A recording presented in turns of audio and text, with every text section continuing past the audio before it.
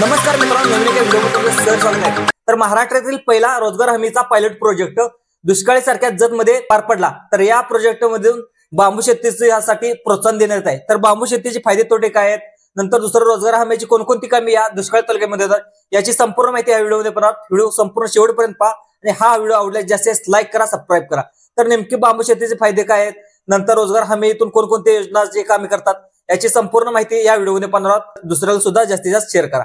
तर व्हिडिओ संपूर्ण शेवटपर्यंत पहा। यामध्ये कोणकोणत्या योजना आहेत, या योजनेचा तुम्हाला सुद्धा फायदा होतोय का, याची माहिती सुद्धा ह्याच्यामध्ये पाहूया।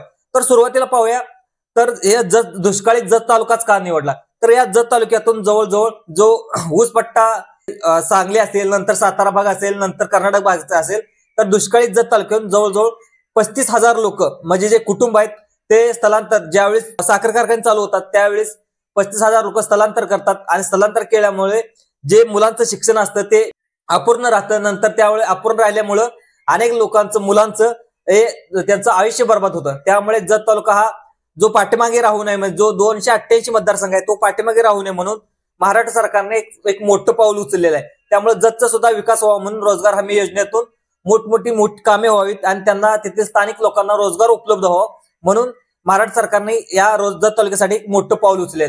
तर या रोजगार हमीचं पूजन करण्यासाठी, या पायलट योजनेचं पूजन करण्यासाठी याचे मंत्री, रोजगार हमीचे मंत्री, नंतर फलोत्पादन मंत्री भरतशेठ गोगावले, त्याच्यासोबत बांबू शेतीचे बांबूमॅन म्हणून ओळखले जाणारे मूल्य आणि आयकर, जे शेतीचं उत्पन्न घेतलं त्याचे अध्यक्ष, म्हणजे जो आपला शेतीमालाचा भाव येतो त्याचे ठरवण्याचे अध्यक्ष म्हणजे माजी आमदार पाशाभाई पटेल, त्याच्यासोबत नंदकुमार साहेब जे महाराष्ट्राचे सचिव आहेत ते, नंतर जिल्हा अधिकारी, संपूर्ण टीम इथे आज जत तालुक्यामध्ये उपस्थित होते आणि त्याचं उद्घाटन पार पडलं। तर मित्रांनो, नेमकं बांबू विषयी सुद्धा मार्गदर्शन केलं ते म्हणजे पाशा पटेल साहेबांनी बांबू शेतीचे फायदे काय, तोटे काय, त्याची विक्री कुठे करावी, याची संपूर्ण मार्गदर्शन त्यांनी आज त्याच्यामध्ये केलं। तर आपण थोडक्यामध्ये बांबू शेतीचे फायदे काय, हेक्टरी किती उत्पादन भेटतं याचे थोडक्यामध्ये पाहूया। तर बांबू शेती लावल्यानंतर तुम्हाला हेक्टरी महाराष्ट्र सरकारतून जे रोजगार हमी योजना आहे त्या रोजगार हमी योजनेतून तुम्हाला हेक्टरी 7 लाख रुपये भेटतात। म्हणजे ते काय, बांबू शेती लागवड करण्यासाठी। तर तुम्हाला बांबू लावल्यानंतर उत्पादन कधी भेटू शकतो, कमीत कमी 3 ते 4 वर्ष तुम्हाला वेळ द्यावा लागतो। वेळ दिल्यानंतर तोपर्यंत तुम्ही बांबू शेतीमध्ये आंतरपिके घेऊन त्याचं उत्पादन, म्हणजे जे शेती पडीक न राहता त्याचं उत्पन्न सुद्धा तुम्हाला भेटतं। तर बांबू शेती 3 वर्षानंतर कटिंगला येतो। कटिंग आल्यानंतर त्याची विक्री महाराष्ट्र सरकार सुद्धा करते, केंद्र सरकार सुद्धा स्वतः करणार आहे। तर तुम्हाला ऊस लावला तुम्ही एकरी, तर एकरी ऊस लावल्यानंतर तुम्हाला जेवढं उत्पन्न भेटत नाही तेवढे 1 हेक्टरी उत्पन्न हे बांबू शेती देतं। म्हणजे ह्याचा भाव कसा आहे, 4,000 टन पासून ते 25,000 टन इतकंपर्यंत त्याचं मूल्य आहे। त्यामुळे बांबू शेती हे अतिशय उपयुक्त असणार पीक आहे। तर तुम्ही बांबू शेती एकदा लावला, कमीत कमी तुम्हाला नंतर तुम्ही 40 वर्ष त्या शेतीकडे बघायचंच नाही। 40 वर्ष सलग तुम्हाला उत्पादन देणारं हे पीक आहे। तर तुम्हाला वर्षाला कमीत कमी हेक्टरी 4,000 पासून ते 30 ते 35 टन तुम्हाला उत्पन्न भेटतं। तर तुम्ही विचार करू शकता, तर ऊस शेतीपेक्षा हे अतिशय परवडणारं पीक आहे। तर तुम्हाला सुद्धा जास्तीत जास्त तुम्ही कसं पालन पोषण करता याच्यावर सुद्धा अवलंबून आहे हे बांबू शेती। आणि बांबू शेतीमध्ये तुम्हाला आंतरपिके सुद्धा करू शकता।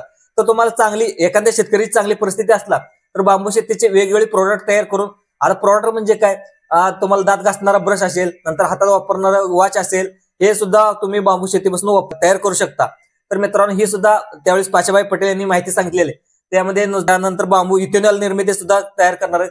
तर जे रस्ते आणि वाहतूक मंत्री आहेत, केंद्रीय गृहमंत्री, ते म्हणजे रस्ते आणि वाहतूक मंत्री ते म्हणजे नितीन गडकरी यांनी सुद्धा बांबू शेतीविषयी माहिती सांगितली। बांबू शेती लागवड करा म्हणून जे केंद्रीय वाहतूक मंत्री नितीन गडकरी साहेबांनी सुद्धा सांगितले आणि ते ज्याने बांबू लावलाय त्याला इथेनॉल निर्मितीसाठी आम्ही घेऊ अशी ग्वाही सुद्धा माननीय केंद्रीय वाहतूक मंत्री नितीन गडकरी यांनी सुद्धा दिलेली आहे। तर मित्रांनो, जे इथेनॉल नंतर दुसरं जे वेगवेगळ्या MIDC आहेत, MIDC मध्ये जे कंपन्या निर्मिती करतात त्याच्यासाठी सुद्धा बांबू विकला जातो।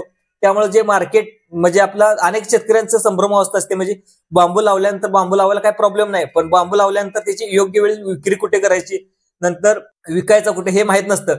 त्यामुळे महाराष्ट्र सरकार आणि केंद्र सरकारने जे इथेनॉल निर्मिती, नंतर जे कागद निर्मिती वेगळा, तर भारत सरकारला जवळजवळ 30 लाख टन, जो 3 लाख टन जो बांबू आहे तो बाहेरच्या देशातून मागवावा लागतो। तेच बांबूचं उत्पादन करण्यासाठी महाराष्ट्र सरकार आणि केंद्र सरकार, जे मोदी सरकार आहे, ते बांबू लागवडीसाठी प्रोत्साहन देत आहे।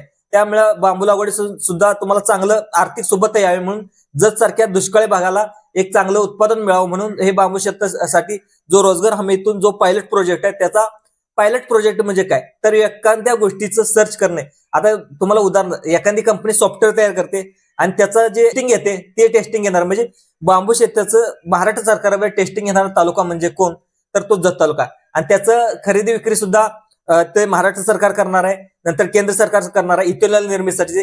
ते आता विक्री कुठे करायची, ती सोलापूरमध्ये कंपनी, त्या कंपनीला विक्री करण्यासाठी जो 50 वर्षाचा करार सुद्धा करण्यात, अशी माहिती सुद्धा पाशाभाई पटेल यांनी सांगितली. तर मित्रांनो, झाली ही बांबू विषयी माहिती. तर मित्रांनो, दुसरं जे रोजगार हमी विषयी जे माहिती सांगितल्यात, रोजगार हमीतून कोणकोणती कामे करतात हे सुद्धा तुम्हाला थोडक्यात ह्या व्हिडिओमध्ये सांगणार आहे. तर रोजगार हमीतून जे पानंद रस्ते म्हणजे काय, जे आपल्या जे वाद आहेत ते वाद मिटवण्यासाठी महाराष्ट्र सरकारने एक मोठं पाऊल उचललेत. जे भावकीमध्ये वाद असतात, नंतर वेगवेगळ्या गावामध्ये जाण्यासाठी रस्ता नसतो, त्यामुळे रोजगार हमीतून रस्ता मंजूर होतो, त्याला कोणी अडवू शकत नाही. त्यामुळे जे भावकीत भांडणार असणार आहे ते आता मिटणार आहे.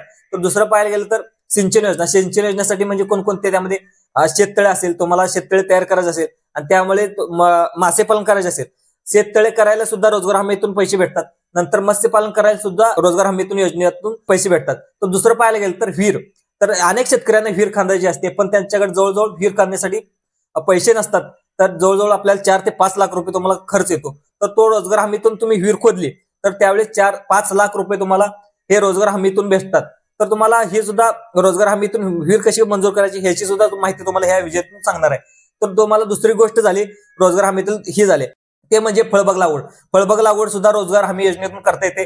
तर तुम्हाला असेल, नंतर वेगवेगळ्या बागाचे नियोजन करायचं असेल, नंतर बांबू शेती करायची, बांबू शेतीला सुद्धा रोजगार हमीतून जवळजवळ 7 लाख रुपये भेटतात. तर सिंचन योजना असेल, नंतर रस्त्याची योजना असतील, वेगळे जवळ 300 योजना रोजगार हमीतून करता येतात. त्यामुळे 300 योजनाची माहिती आज माननीय आमदार गोपीचंद पडळकर यांनी दिली. तर एक गोपीचंद पडळकर यांनी एक तालुक्याला नवी दिशा करण्यासाठी तर देवेंद्र फडणवीस यांच्या माध्यमातून महाराष्ट्रातील पहिला रोजगार हमीचा पायलट प्रोजेक्ट हा जत तालुक्यातील जो 288 मतदारसंघ आहे त्या मतदारसंघामध्ये राबवण्याचं काम हे माननीय आमदार गोपीचंद पडळकर यांनी केलेलं आहे. तर एक जत तालुक्याचा कायापालट व्हावा आणि जो जत तालुक्यातला प्रत्येक व्यक्ती हा स्थलांतर करण्यास थांबून हा लखपतीकडे वाटचाल करावी, असं हे गोपीचंद पडळकर यांचं एक स्वप्न आहे. तर तुम्हाला ह्या रोजगार हमीतून जे लखपती झालेला तालुका म्हणजे कोणता हे आपण थोडक्यामध्ये जातो. तर पालघर जिल्ह्यामध्ये एक विक्रमगड हे म्हणून एक तालुका आहे. त्या तालुक्यामध्ये संपूर्ण जो तालुका राहतो त्या तालुक्यामध्ये आदिवासी समाज राहतो. त्या आदिवासी समाजामध्ये स्थलांतर होण्याचं प्रमाण आहे ते प्रमाण भरपूर जास्त आहे. त्यामुळं जास्तीत जास्त लोक स्थलांतर करतात तालुक्याच्या बाहेरमध्ये. ते अतिशय दुष्काळी भाग आहे. त्यामुळे मनरेगाच्या म्हणजे जो रोजगार हमी योजनेतून तिथे कामे झाली, तर तिथं शाळेत शिक्षक नेमले होते त्या जिल्हा परिषद ह्याच्यामध्ये तिथं विद्यार्थी सुद्धा येत नव्हते. विद्यार्थी सुद्धा आल्यानंतर त्या शिक्षकांना महाराष्ट्र सरकारने जाब विचारला, तुमच्या शाळेमध्ये विद्यार्थी काय येत नाहीत, त्याची कारवाई करण्याचे सुद्धा आदेश दिले. त्यावेळेस शिक्षकांनी जी माहिती दिली त्यावेळेस महाराष्ट्र सरकार जाग झाल्यानंतर त्या विक्रमगड या तालुक्यामध्ये रोजगार हमी योजनेतून अनेक कामे केली. त्या रोजगार हमीच्या योजनेतून तेथील लोकांना रोजगार उत्पन्न झाले. अनेक लोकांनी विहिरी पाडल्या, अनेक लोकांनी शेततळे तयार केली आणि तिथून जे पाणी असेल, नंतर फुलबागा असतील, तेथे फुलबागा फिरवल्या आणि तेथे रोजगार हमी योजनेतून वेगवेगळी जवळजवळ रोजगार हमीतून एकदा रोजगार भेटायला लागला, जवळजवळ 90 दिवस भेटतं, म्हणजे आपल्या 3 महिने रोजगार भेटतो. 3 महिने रोजगार भेटल्यानंतर तुम्हाला चांगलं आर्थिक स्थैर्य लाभतं. आर्थिक स्थैर्य लाभल्यानंतर तुम्हाला लखपती होण्याचा चान्स आणि आपल्याला फळबाग शेती नंतर याचे उत्पादन सुद्धा तुम्हाला तिथे भेटते. मित्रांनो, ही माहिती रोजगार हमीची. इथून पुढे रोजगार हमीचा दुसरा पार्ट सुद्धा येणार आहे. आपल्या व्हिडिओला लाईक करून ठेवा आणि आपल्या चॅनल सबस्क्राईब सुद्धा करून ठेवा. धन्यवाद.